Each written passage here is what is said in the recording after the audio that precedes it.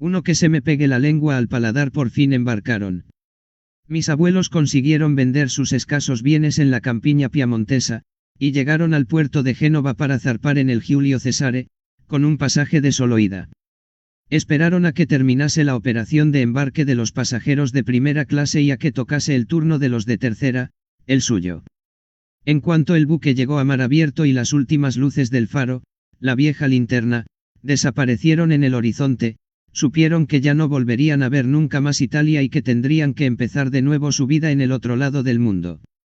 Era el 1 de febrero de 1929. Uno de los inviernos más fríos que iba a haber en todo el siglo.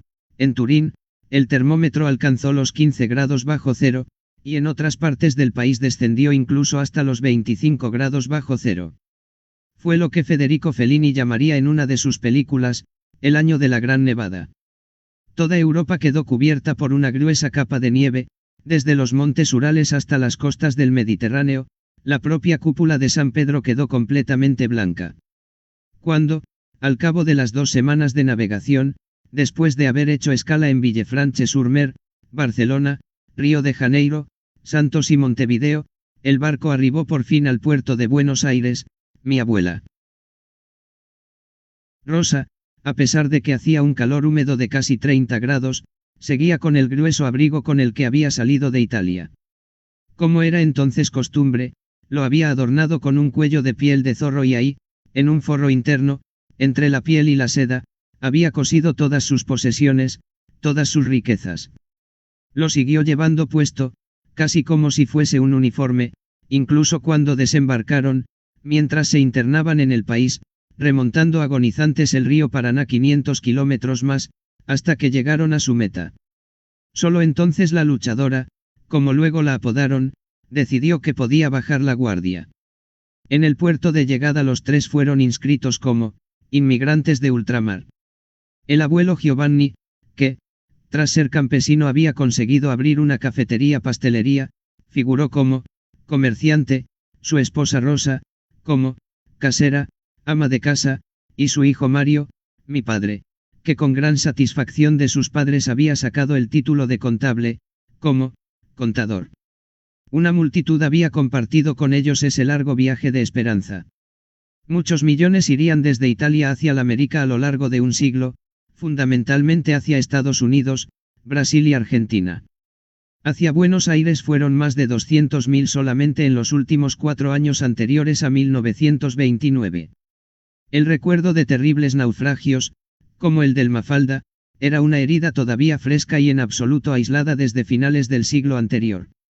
Eran los años del «Mamma mia dammi 100 lire in America voglio andar», «Mamá, dame 100 liras que me quiero marchar a América», la canción de generaciones de emigrantes, y que significativamente terminaba con un desastre naval, aquellos en los que fue particularmente intensa también la emigración temporal. Salían de Génova en otoño, cuando la cosecha en Italia había concluido, y se marchaban a hacer otra al hemisferio austral, donde el verano empezaba. Solían regresar a casa en primavera, con unos cientos de liras en el bolsillo, la mayor parte de las cuales acababan en los bolsillos de los organizadores y los intermediarios. Tras pagar a estos y el viaje, por lo general solo les quedaban unas pocas liras como retribución de 4 o 5 meses de duro trabajo. Pero también la muerte durante la travesía era compañera indeseable y no infrecuente. Perecieron 50 personas de hambre y desnutrición en los barcos Mateio Ubruzo y Carlo Raggio, que en 1888 zarparon de Génova rumbo a Brasil. Unos 20 pasajeros por asfixia en el Frisca. En 1893, tras embarcarse en el Remo, los emigrantes se dieron cuenta de que los pasajes vendidos duplicaban las plazas con las que contaba el buque, y el cólera estalló. Los muertos fueron arrojados al mar. El número de pasajeros no hacía más que disminuir todos los días. Y, al final, no fue siquiera aceptado en el puerto.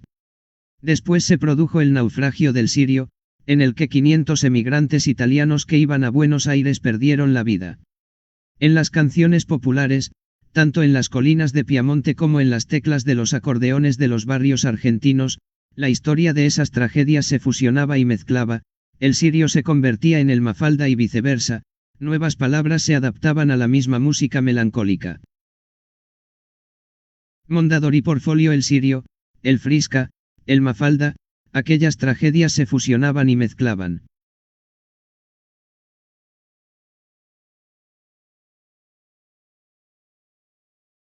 Sin embargo, el viaje se seguía emprendiendo. Sobre todo, por pobreza, a veces por rabia, por cambiar el destino, por escapar de la tragedia de una guerra mundial, tanto de la primera como de la segunda, que ya se anunciaba, para librarse del servicio militar o después de haber visto la muerte de cerca, para reunir a la familia, para no sufrir más calamidades, para buscar mejores condiciones de vida. No es una historia nueva, es de ayer tanto como de hoy. Peor que como estaba no podré estar. A lo sumo, me tocará sufrir el hambre allí abajo como la sufría en casa. Digio ben, dice un emigrante en la obra En el océano, de Edmondo de Amicis, otro piamontés, el autor de Corazón. Quien emigraba solía afrontar todo tipo de problemas y sacrificios para embarcarse. Casi siempre, tras haber sido convencido por agentes y subagentes de inmigración. Estos recorrían las aldeas durante las ferias, hablaban de América como de una nueva, tierra prometida, de un mundo de maravillas. Retribuidos por la empresa de emigración por cada una de las familias que conseguían convencer de que abandonara su propia tierra, una parte de la prensa de entonces llegaba incluso a comparar a aquellos agentes con los comerciantes de esclavos. Aldeas y pueblos estaban inundados de folletos, así como de cartas falsificadas de los que ya habían dado el salto al otro lado del mundo. Había quien juraba que un campesino que se había quedado incapacitado para trabajar en América podía contar con una generosa jubilación, quien garantizaba un fácil acceso a la propiedad de la tierra. Para quien se marchaba, el primer desafío consistía en llegar al puerto. Vendían sus pocas pertenencias para pagar a los intermediarios, por norma codiciosos y con pocos escrúpulos, quienes, en más de una ocasión, al menos hasta que una nueva ley trató de poner algo de orden en el tema, se esfumaban con el dinero. El camino para llegar al puerto era un peregrinaje de una sola persona, en otras ocasiones, de la familia, en otras, incluso de toda la comunidad, caminaban como en procesión, todos juntos, al sonido de las campanas que, a veces, llevaban luego consigo en los barcos. Como a menudo tardaban varios días en embarcar, acampaban en el muelle. Algunos no llegaron nunca a la tierra anhelada, porque el océano los rechazó o se los tragó. En cambio, los muchísimos que sí lo consiguieron y desembarcaron en Buenos Aires, se encontraron entonces ante una realidad triste y dura, como una bofetada, la del hotel de inmigrantes, un enorme barracón donde, tras ser examinados por un médico, registrados y desinfectados, podían permanecer no más de 5 días, el plazo de tiempo que tenían para encontrar trabajo en la ciudad o en el campo. Así lo contó a principios del siglo XX un gran corresponsal del Corriere della Sera: en estos 3 últimos días han llegado 3.800 inmigrantes, gran parte de los cuales son compatriotas nuestros. El hotel de los inmigrantes está repleto. Ese lugar, que llaman hotel, está en un páramo indefinible, irregular, cenagoso, entre el turbio y tempestuoso río de la Plata y la ciudad. El olor agrio del ácido fénico no logra imponerse al hedor nauseabundo que asciende del suelo húmedo y sucio, que emanan las viejas paredes de madera, que entra por las puertas abiertas, un olor a humanidad amontonada, a miseria. Más arriba, las vigas conservan el olor más vivo de este doloroso tránsito, las huellas, diría, de las almas. Son nombres, fechas, frases de amor, imprecaciones, recuerdos, obscenidades raspadas en la pintura o trazadas con lápiz, a veces grabadas en la madera. El dibujo más repetido es el del barco. Sin duda, no es casual ese dibujo que mira hacia atrás, esa nostalgia. Que se me pegue la lengua al paladar si no me acuerdo de ti, dicen en él. Salmo los exiliados recordando Jerusalén, Sal 137, 6. Y también los magos de Oriente manifiestan en el fondo el mismo sentimiento, tienen nostalgia de Dios, es la actitud que rompe los conformismos e impulsa a comprometerse por el cambio que todos anhelamos y necesitamos. La nostalgia es un sentimiento sano, la nostalgia de las raíces, pues un pueblo sin raíces está perdido, y una persona sin raíces está enferma. De ellas se toma la fuerza para avanzar, para dar fruto, para florecer, como dice un poeta argentino, Francisco Luis Bernárdez, lo que el árbol tiene de florido vive de lo que tiene sepultado. Aquellas descripciones de ayer, esas marcas, esos arañazos, remiten al hoy, a otros puertos, a otros mares. Mi familia tuvo más suerte. Llegaron a Buenos Aires llamados por los hermanos de mi abuelo, que estaban en Argentina desde 1922 y que habían prosperado, habían empezado como obreros, asfaltando calles que desde el puerto fluvial llegaban hasta el campo, y en poco tiempo habían creado una empresa de adoquines y asfalto que les fue bien. Tras la identificación, no se detuvieron en el hotel de inmigrantes, sino que siguieron hacia la región de Entre Ríos, hasta Paraná, donde mis tíos abuelos los esperaban con ansia. Vivían en una casa de 4 plantas, el edificio Bergoglio, que habían construido ellos mismos, la primera de toda la ciudad con ascensor. Cada uno de los hermanos podía vivir en una de las 4 plantas, Giovanni Lorenzo, Eugenio, Ernesto y ahora también mi abuelo Giovanni Angelou. Solo 2 hermanos del abuelo se quedarían en el Piamonte, Carlo, el primogénito, y Luisa, la única chica, que al casarse pasó a ser una Martinengo. En la medida de lo posible, la familia estaba por fin reunida. Que era por lo que fundamentalmente mis abuelos se habían marchado de Italia. Mi padre, que era un joven contable, iba a trabajar como administrador. Pero eso no duró mucho tiempo. La crisis mundial de 1929, la Gran Depresión, estaba extendiendo sus tentáculos. Mientras tanto, el presidente de la empresa, uno de mis tíos abuelos, Giovanni, Juan, Lorenzo, enfermó de leucemia y linfosarcoma, y murió, dejando una viuda, Elisa, y 3 hijos. La crisis de la recesión, junto con el luto familiar, los destrozó, con consecuencias aciagas. En 1932 tuvieron que venderlo todo, la maquinaria, la empresa, la casa, hasta la capilla del cementerio. Se quedaron sin nada y se sumieron en la pobreza. Con una mano delante y otra detrás, decían. Tendrían que empezar de nuevo desde cero, y así fue. Con la misma decisión de la primera vez. Sin embargo, como es lógico, nada de esto sabían mi abuelo, mi padre ni mi abuela, que desafiaba el tremendo calor envuelta en su abrigo de lana, cuando pisaron por primera vez tierra argentina en aquella calurosa mañana de febrero.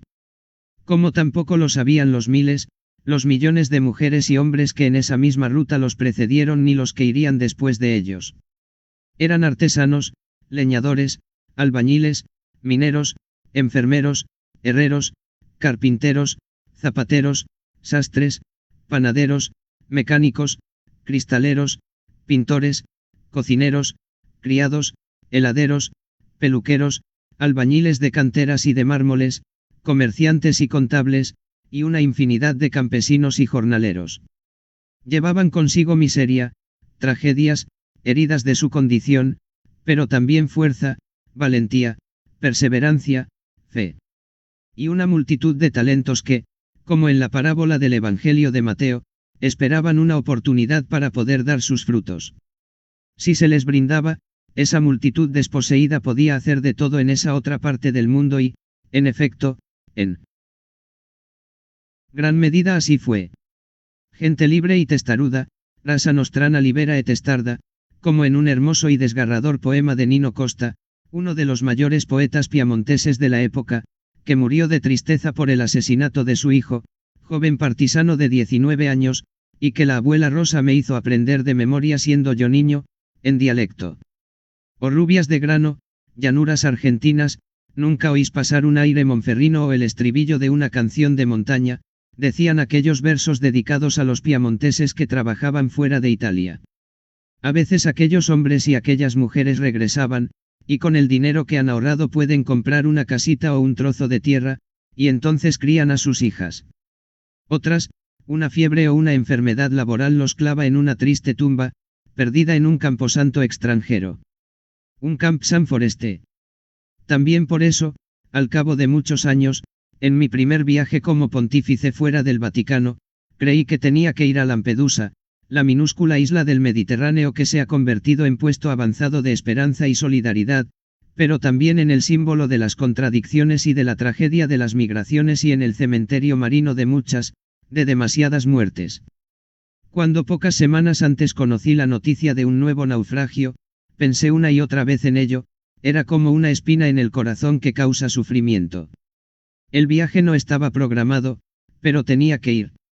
Yo también había nacido en una familia de emigrantes, mi padre, mi abuelo, mi abuela, como tantos otros italianos, se habían ido a Argentina y habían conocido el destino de quien se queda sin nada. Yo también podría haber conocido el destino del que se queda sin nada. Yo también habría podido estar entre los descartados de hoy, de ahí que mi corazón albergue siempre una pregunta, ¿por qué ellos y yo no? Tenía que ir a Lampedusa para rezar, para ofrecer un gesto de cercanía, para manifestar mi gratitud y mi ánimo a los voluntarios y a la población de aquella pequeña realidad que sabía ofrecer ejemplos de solidaridad concretos. Y, sobre todo, para despertar nuestras conciencias y hacer un llamamiento a nuestra responsabilidad. En la literatura española hay una obra teatral de Lope de Vega que narra cómo los habitantes de la ciudad de Fuente Ovejuna matan al gobernador porque es un tirano, y lo hacen de manera que no se sepa quién ha llevado a cabo la ejecución. Así, cuando el juez del rey pregunta quién ha matado al gobernador, todos responden, Fuente Ovejuna, señor. Todos y nadie. Hoy también ese interrogante se impone con fuerza, ¿quién es el responsable de esta sangre? Nadie. Todos respondemos así, yo no tengo nada que ver, serán otros, desde luego que yo no. Ante la globalización de la indiferencia, que nos hace a todos seres, innominados, como aquel personaje de Los novios, la novela de Alessandro Manzoni, responsables sin nombre y sin rostro, sin memoria de nuestra propia historia y de nuestro destino, ante un miedo que puede volvernos locos, resuena siempre la pregunta de Dios a Caín, ¿dónde está tu hermano? La sangre de tu hermano me está gritando desde el suelo.